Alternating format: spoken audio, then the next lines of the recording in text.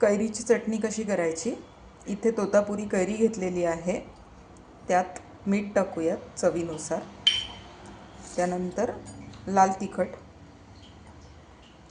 1 चमचा, अगदी थोडंसं, आणि थोडं फोडणीत टाकणार आहे। हळद देखील आपण फोडणीतच टाकणार आहे। आधी हे आपण फिरवून घेऊयात।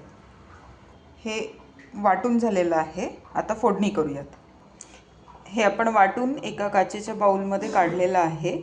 आता ह्यावरती मी हळद टाकते। ह्याच्यावरती आपण चुरचुरीत फोडणी टाकणार आहोत आणि जळू नये म्हणून तेलात न टाकता आपण अशा पद्धतीने टाकणार आहोत। इथे तेल मस्त गरम झालेलं आहे। आता मोहरी टाकूयात। मोहरी छान तडतडली की गॅस बंद करायचा। त्यानंतर जिरे आणि हिंग, भरपूर हिंग टाकायचा। आता फोडणी जी आहे ती सुरसुरीत फोडणी आपण इथे टाकूयात। मी डायरेक्ट ओतून देते। कढई आहे आपल्याकडे आणि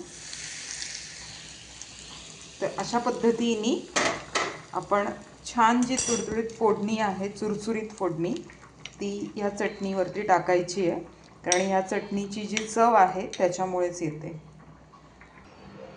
छान कालवून घेतली आहे चटणी। आता थोडीशी खाऊन बघते कशी झाली आहे ते।